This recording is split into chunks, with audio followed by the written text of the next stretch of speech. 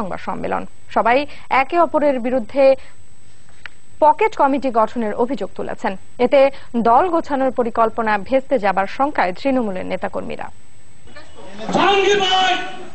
কেন্দ্রীয় vice chairman সাবেক মন্ত্রী চৌধুরী কামাল ইবনে ইউসুফ ও জেলা বিএনপির সভাপতি শাহজাদা মিয়ার মাঝে দ্বন্দ্ব পুরনো।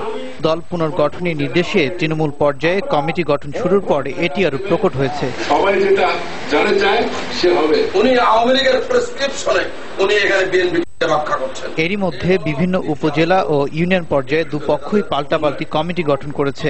চলছে পাল্টাপাল্টি সংবাদ সম্মেলন। একে অপরের বিরুদ্ধে পকেট কমিটি গঠনের অভিযোগ তুলছেন তারা।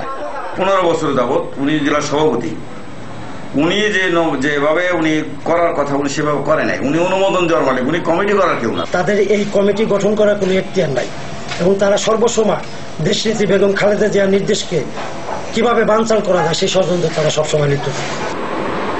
দুপক্ষই নিজেদের কমিটিকে বৈধ বলে দাবি করেছে।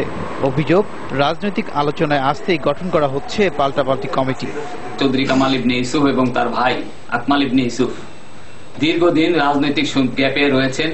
তারা রাজনৈতিক আলোচনায় আসার জন্যই এই পাল্টাপাল্টি কমিটি শুরু করেছে। কিছু দালাল শ্রেণী এবং আওয়ামী লীগের এজেন্ট দিয়ে মিটিং করে এই থানায় থানায় দল পুনর্গঠনের চেষ্টা করতেছে। সেখানে তৃণমূলের নেতৃবৃন্দ সেটা প্রতিহত করছে এবং সেই কারণে পাল্টা কমিটি সেখানে সৃষ্টি হয়েছে। এমন অবস্থা চলতে থাকলে দল গোছানোর পরিকল্পনা ভেস্তে যাবে বলে মনে করছে বিভিন্ন গ্রুপ। কেন্দ্রের থেকে যে ডিরেকশন দিচ্ছে সেই ডিরেকশন মতন এরা কাজ করছে, যার ফলে যারা তৃণমূল নেতৃবৃন্দ তারা ক্ষুব্ধ হয়ে এগুলি করতেছে। অন্য যারা কমিটি করতেছে তারা একটা স্বার্থন্বেষী মহল, কি কারণে করতেছে তা আমার জানা নাই এবং আমি জানি না। অতএব তারা যে কমিটি করতেছে এটা অবৈধ। কেন্দ্রীয় নেতাদের হস্তক্ষেপে দ্রুত এই কোন্দল মিটিয়ে ফেলা হবে বলে প্রত্যাশা তাদের। উবাইদুর রহমান, যমুনা নিউজ।